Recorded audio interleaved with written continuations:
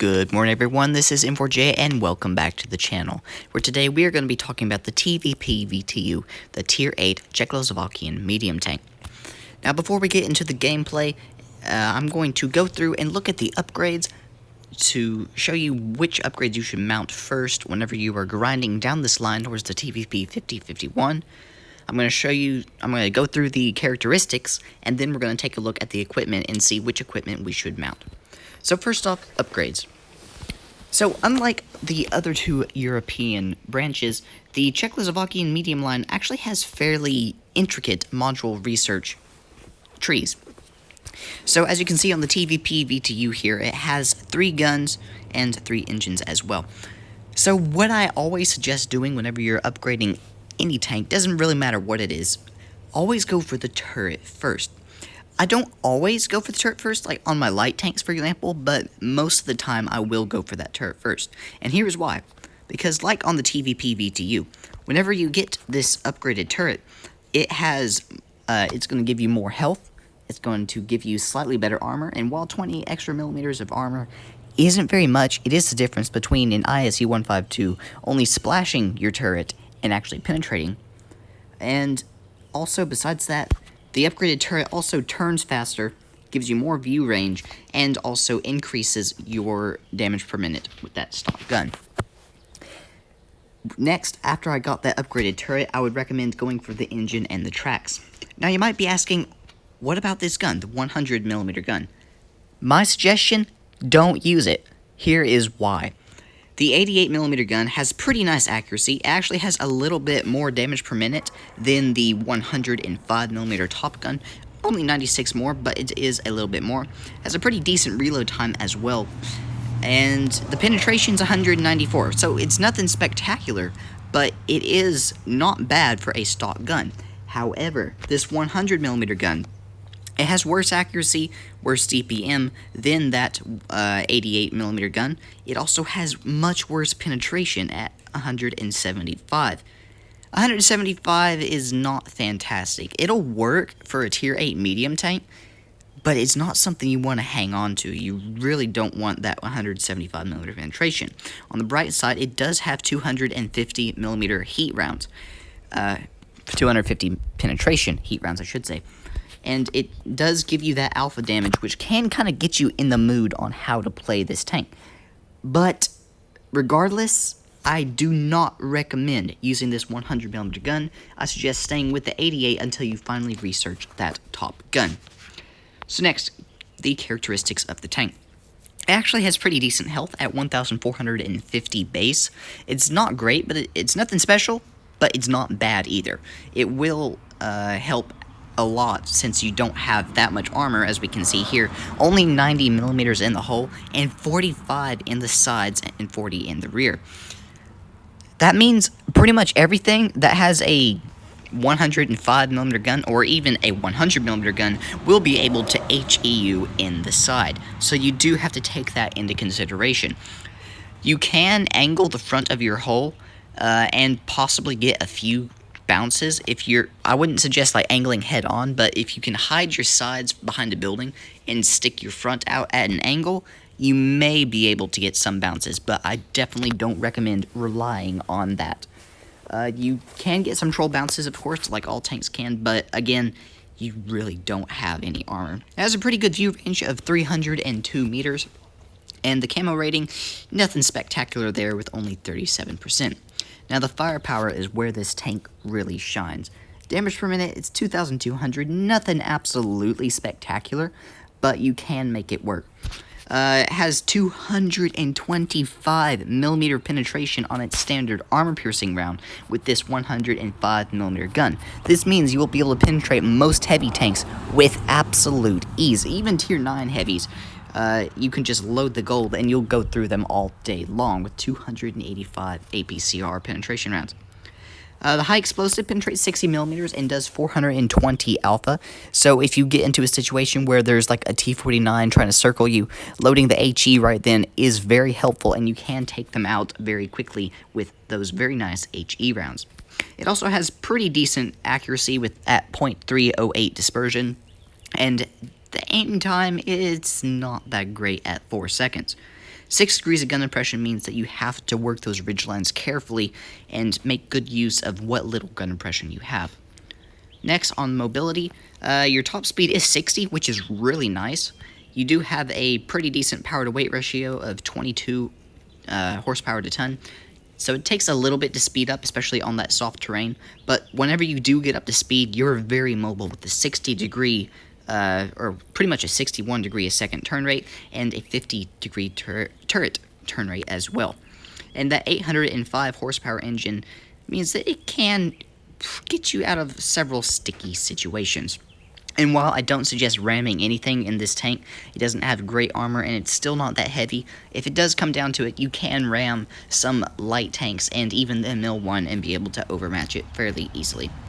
Next, on equipment, definitely go with that gun rammer. You have fantastic penetration as it is. You don't have heat or, well, you do have high explosive, but you don't have heat. While your penetration will go up to basically 300 with the APCR, your high explosive only goes up by 6 millimeters. I don't think that's worth it. The gun rammer is by far the better choice in my opinion. Secondly, go for the improved optics. It does increase your view range up to 302 meters. The camo net, you're really very big. You're not going to be a sniper. You're not a tank destroyer. So definitely use those improved optics.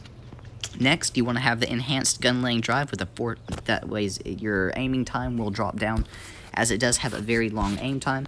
You want to go for the engine accelerator, the improved assembly to increase your health as much as possible, because on a tank with very little armor, health is armor. And finally, vertical stabilizers, so that way your dispersion values on the move are significantly decreased.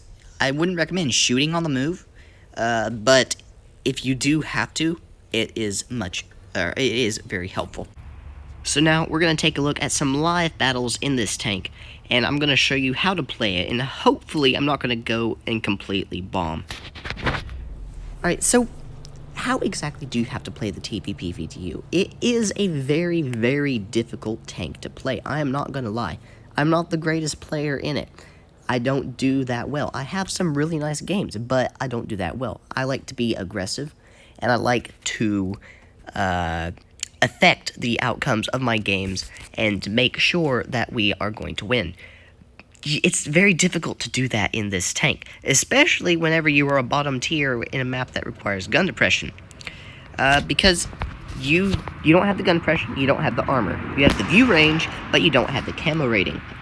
Now, on this map, I may actually end up going with the heavy tanks. I actually think that is what I am going to do.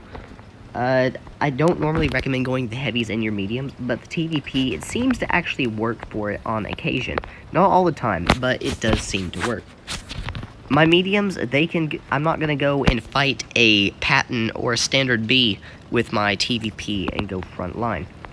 It's not going to turn out very good, especially with my only 6 degrees of gun depression. So what I'm going to do is I'm going to come over here and I'm going to kind of sit back a little bit, let my other tanks spot the enemy team for me, see where they're going to be at. I'm going to try to get some distant shots if at all possible. If not, I'm going to move up and go try to capture the bases. Now, as I suspected, they have gone to base C. I'm going to go over to base A, and hopefully, if they have any heavy tanks there, I'm going to flank around from their behind. Should I capture base B, though? It doesn't look like my team is interested in capping B, so I'm going to go ahead and go cap B. My heavies look like they're capturing base A now. They did not spot the enemy heavies over there, so that suggests to me that they are over at base C as well. So it's definitely a good thing that I did not go with my mediums over to base C and that I chose to go with the heavies. I do think I probably would have lost all of my health right at the outset, as I have done before in this tank whenever I was trying to figure out how to play it. So I really want to go for this Patton here, but I don't think that's going to be very wise. So I'm going to wait for him to fire. Okay, he just bounced off this insurance turret, and I'm going to start to move. So there's this T-32 right here. I'm going to try to get around over to the side. Alright, now we are starting to put a little bit of pressure on their flank. Not much, but so I'm going to put around to the Standard B, managed to avoid his round, and I'm just going to sit back for my reload. You have to play this like a peekaboo tank. Conserve your health as much as possible. Don't take unnecessary risks. And try to stay alive. So right now, this T-32 is in a very bad position. We're going to take out the standard B right there. And now I'm going to pull back so I don't take any shots from this FV. But I just realized he has the 75mm gun. And as a result, he only does 160 damage. So I do take a nasty round from this T-32, but I have the reload on him, and I'm going to be able to shut him down with my next shot.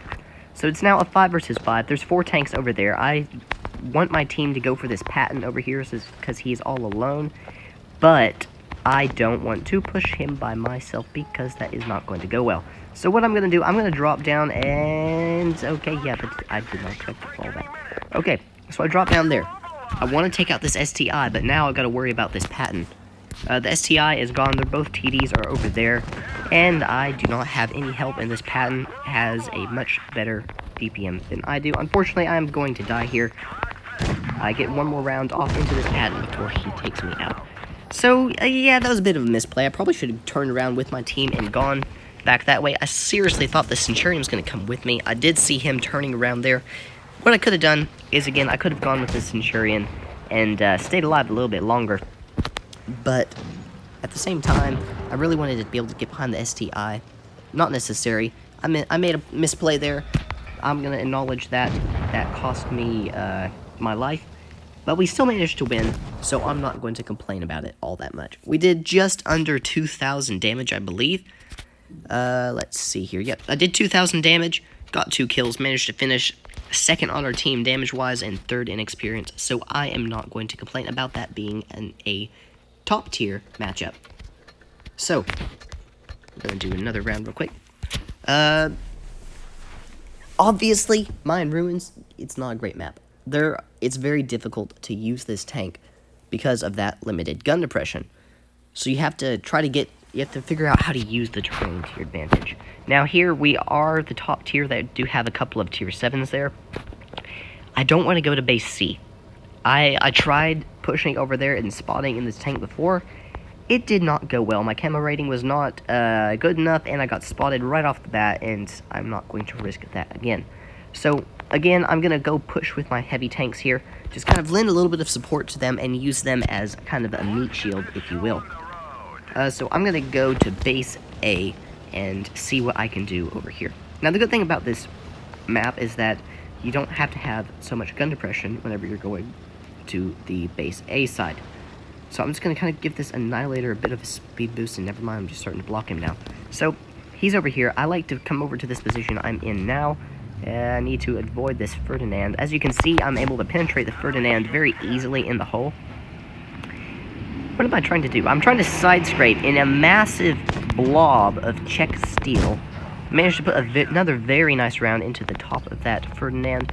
And now I'm just going to kind of sit here, maybe reset my camo, maybe get a couple shots, and maybe spot a few tanks. So the Progetto, he's running away there. The FCM doesn't look like he wants to poke, but if he does, I'm going to be waiting for him. So I definitely like going to this side of the map. Here's this Tiger Peewee. Not quite able to get the shot off. I say Tiger Peewee. Alright, so we're going to put a round into this FCM 50-ton. We're going to back up here so we don't take any rounds from that RHM. I want to be able to HE him, but he's waiting for me, so I'm not going to take that risk. Even if I max roll for 525 with my HE, taking 600 damage in return is not a good trade. So here's this FCM, bounce off of this turret, unfortunately, as the FCM does have that very troll turret. And he is, of course, able to penetrate us very easily. So he just fired there. I'm going to wait for him to pull back out before going for that shot. I shouldn't have to worry about this Rheinmetallbosig Waffenträger over there. Looks like he is pulling back some. So I could arguably push. Do I really want to push? I'm going to do it. I'm going to risk it for the biscuit. I'm going to push across. Hopefully not get spotted. Doesn't look like I did, and now I am in a better position than before. Alright, so I don't quite have any shots yet. FCM's pushing right there, so we're going to put a round into him. And now I'm going to pull down. But this tank, yeah, definitely all about those peekaboos. You have to conserve your hit points, and there's the RHM. So I'm going to come out, slap him with an HE round, and pull back. As you can see, we are able to HE quite a couple of tanks if this SCM pokes back out again and makes that mistake of over-angling. Is he going to do it? I don't know. I don't think he is. Alright, so I've got the Progetto flanking me from behind. So I'm going to turn around to meet him, put a round into him, take a round in return, and now I need to back up Sadly, we do take another round from him, but we managed to avoid his third round, and I will take that. Alright, so those two tanks over there, I can rush this Progetto now. I should be able to clear him if I get this max roll, and the Annihilator doesn't get him. Unfortunately, for that poor Progetto, the Annihilator is going to get him. So there goes the Progetto. It's now just an easy 2 versus 2. There's only 6 tanks left. Or, 6 tanks left on my team, not on their team. There's 6 tanks left on my team, now 5. And just that FCM, because for some reason our FB301 decided to go ram this FCM. And we're not going to quite get that kill unless we ram him, but yeah, not going to happen. Anyways, a good game in the TVP VTU. Another good game, did about 2,300 damage or so, and managed to secure another win. I've been able to secure about a 62 or 63% win rate on this tank in the time I have played it. And that is by playing fairly carefully. Finished third on experience, but first in damage. And I'm going to have one last game for you. So you have to... The best way, I'm going to say, to win your games is to provide that fire support. It really more depends on your team. I have been able to push aggressively, and I have been able to secure important locations. But it's very, very unwise to do that. Pardon me, I've been struggling with allergies for the past week or so. It's springtime in Texas, so allergies are a real thing. If you do not have allergies and you move to Texas, you will soon find out that you actually have allergies. So, okay, we're here on one of my favorite maps, Winter Malinovka. I'm going to poke up a little more, get that shot off on the Panzer 58, and now I'm going to pull down. And we actually managed to catch his round with our gun. So I am spotted. I'm going to reset my camo. Just wait about 3 extra seconds after my reload, because it takes about 10 seconds or so to reset your camo. So I'm going to poke back up. I'm going to spot him. And I'm probably, yeah, I got spotted by myself by that Scorpion G. Okay, I did not expect that Scorpion over there, but we need to reset this base cap. So I'm going to start pushing this Panzer 58. What's the worst that can happen? Their T-71 can empty his entire clip. That's the worst that can happen. But I'm going to come over here, put a round into this Panzer 58 and set him on fire. And now, because this T-71 is absolutely splatting me, I need to pull back. There's the Scorpion G. I need to avoid his round as well. I can eliminate him, but I need to take out this Panzer 58. So there goes the Panzer 58. And now, this tank is blocking me, and the T-71 does shut me out. So, okay, yeah, I was a little aggressive there. I will admit, I was way too aggressive right there. I probably should have sat back a little bit more and just kind of waited on my team, or alternatively gone with the heavy tanks like I usually do in this tank. As for these two guys, it looks like they're getting absolutely wrecked. Our heavies are easily winning the flank over here, so nothing really lost there. I don't know if we're going to win or lose that game quite yet, but despite my terrible playing and despite my somewhat rambling talk on this TVP VTU, it is a good tank. You just gotta give it a chance. I greatly enjoy it. It's a thinking man's tank. You gotta think, you gotta conserve your health as much as possible, as we clearly did not do in Winter Malinovka, and basically just provide the fire support for your team with your very accurate gun, your very good penetration, and just overall your brain. But this is M4J. I hope you liked this video. Please leave a thumbs up. Hit that subscribe button down below if you actually learned something from my rambling. And make sure to put a comment down below as well. This is M4J, over and out.